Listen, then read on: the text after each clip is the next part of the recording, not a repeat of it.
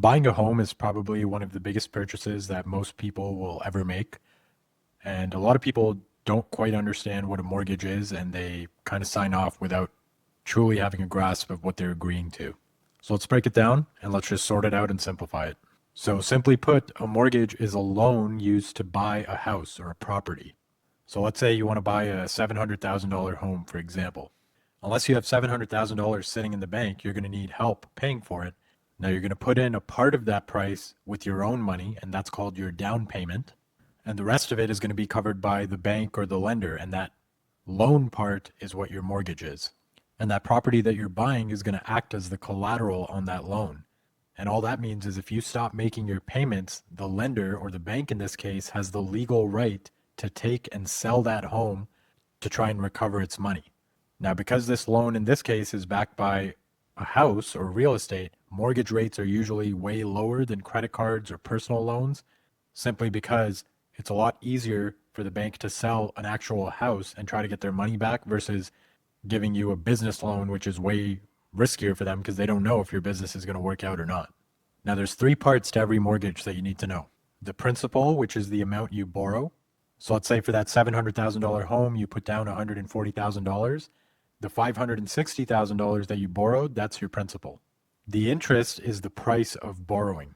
And this only applies to the amount that you borrowed. So for example, a 4% rate doesn't mean 4% of 700,000 or the home's value every year. You only pay interest for the part that you borrowed and the balance that you still owe. So as you pay off your mortgage and the loan amount shrinks, the amount of interest charged on it shrinks as well. And then your payment is the amount that you send back to the bank or the lender every month, or whatever your terms are. And it's basically doing two jobs at once. It has to pay down the principal amount and pay the interest owed. Now, a key thing to realize is that early on, a lot of your payment is going to the interest and only a small slice is reducing what you owe or the principal. This was a very unpleasant surprise to me. At the end of the year, after I bought my first real estate property, I didn't know this, and they send you a statement at the end of every year showing you how much interest you paid and how much principal that you paid down. And needless to say, I was very unpleasantly surprised that after all those payments for the year, I had barely touched the principal amount, and it was mostly interest. That's obviously profit for the bank. Over the years, that's going to flip, and more of each payment is going to start chipping away at that principal, but don't be surprised if this is the case early on. You could be making tens of thousands of dollars of payments and barely be moving the needle as far as the principal balance goes. And that's kind of what's in it for the bank. They have to make their money somehow, and they'd rather have an earlier return than a later return, which makes sense. And for you, we'll talk about it later on, but if it's an investment property, that interest portion can actually be written off, so those early years can give you some tax benefits.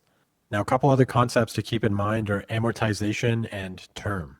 So an amortization is basically how long it would take to pay off the mortgage completely if nothing else changed. So these are usually 25, sometimes 30 years. A mortgage term just describes certain time frames within that amortization. Typically, with mortgages, you're not just locking in one rate for the entire 25, 30 years. Instead, especially in a country like Canada, you're signing shorter contracts like 3 to 5 years, where when that term ends, you still owe money, so you negotiate with the bank or your lender a new rate for the next term. So you might be renewing 4 or 5 times before that mortgage is finally gone. The current term you're in is just the current chapter of the entire amortization. In other countries, especially in like the States, sometimes you can get a 30-year mortgage. There's only one rate, keeps it nice and simple. So be mindful of what your amortization and terms are. Now, down payments, the rules are a bit different depending on where you are. In Canada, the minimum down payment is 5% on the first $500,000 of the purchase price and 10% on any portion above that up to $1.5 million. And you have to have at least 20% when you go above $1.5 million. At least those are the numbers as of now. Now, when you put down less than 20%, your mortgage becomes what's known as a high ratio, which means it's riskier for the lender, so you have to get mortgage insurance. And this is basically default insurance that protects the lender, not you, but you're the one paying for it, and it's going to be higher the lower your down payment goes. And it's very important to consider this when you're deciding how much to put down, because that cost of that insurance premium is added on to your mortgage, and by the time you're done with 25, 30 years of compounding, it's a huge amount that you end up paying just in the mortgage insurance alone. So unless you're in some kind of pinch, it almost always makes more sense to wait and save up and put down more. But obviously everyone's financial situation is different. Now, when you go to your lender or bank for the approval, obviously, like we talked about, the mortgage interest that you're paying is profit for them. And they're essentially investing in this opportunity, so to speak, by giving you access to this money to buy your home. And the benefit for them is that you pay them interest over a long period of time. But obviously, in order to approve you, they need to feel like it's a worthwhile and safe investment on their end. So they need to make sure that you can afford the payments. And not only will they make sure you can afford the payments at the rate they're giving you, they're going to calculate it so that hypothetically you'd be able to pay an even higher interest rate. So they'll often apply a plus 2% contract rate to their calculations to see if you can afford it. So for example, if you're being offered a 3.94% interest rate, when they run their numbers and see how much debt you have and how much income you have, they're actually going to calculate if the payments were 5.94% interest rate, would you be able to make them? And they basically look at your gross debt service, which is all your housing costs divided by your gross income, or total debt service, which is all the debt you have.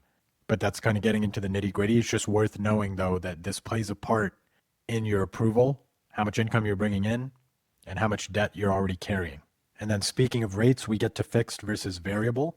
So fixed, just like it sounds like, it stays the same and it stays locked in for that duration of time.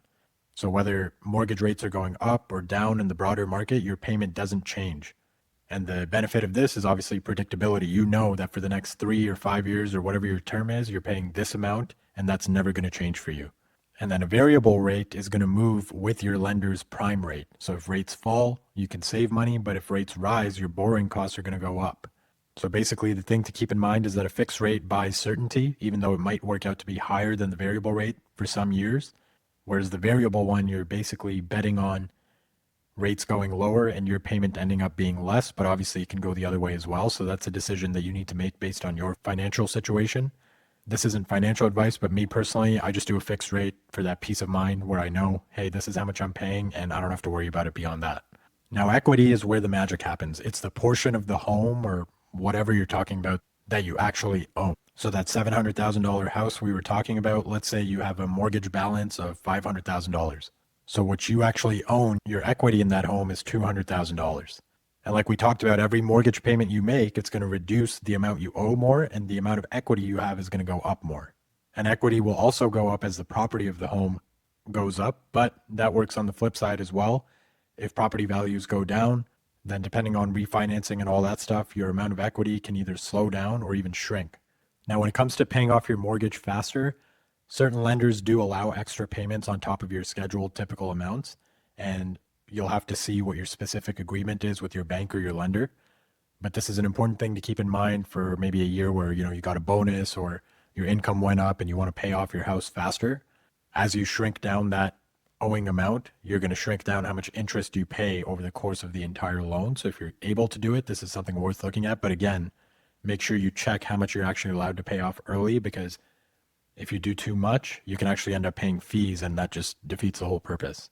Now, when it comes to mistakes people make with mortgages, the first and most obvious one is obviously borrowing too much. You have to keep in mind, for the bank, this is an investment. All that interest you're going to pay them, so they'll approve you for the highest amount that they safely can. It doesn't mean that you should be borrowing as much as possible. You should never put yourself in a position where some change at your job or some life event happening means that you can't pay the mortgage. That's usually a sign that you've borrowed too much. So stay within your means and be careful with that. The other thing is thinking that the lowest rate just means the best mortgage. And that's not necessarily true. A lot of mortgages can have fees written in there. They can have penalties for paying it off early. They can have penalties for breaking the contract early before the entire amortization. So you have to be very careful and read the fine print, work with your lawyer to see that you're actually getting a good deal. Sometimes a higher rate from a more reputable lender over the course of the entire mortgage will actually be cheaper than a lower rate with something shady going on. So that's pretty much it, guys. That's mortgages. It's not free money. It's a tool that's letting you buy an expensive asset today and pay for it gradually over time. Every payment you make is bringing down the principal and the interest early on, mostly the interest. And once you've paid off your entire principal and interest owing, then you fully own that home or that asset under your name, and the bank has nothing to do with it. So hopefully that was helpful for you guys. Check out the newsletter and the resources in the description. We're working on some pretty cool stuff for this brand, so be sure to join the community. We're going to look to do some in-person stuff, some cool collaborations and interviews with successful, wealthy people. and that's all a work in progress. So be sure to check that out, and we'll see you next time. Cheers.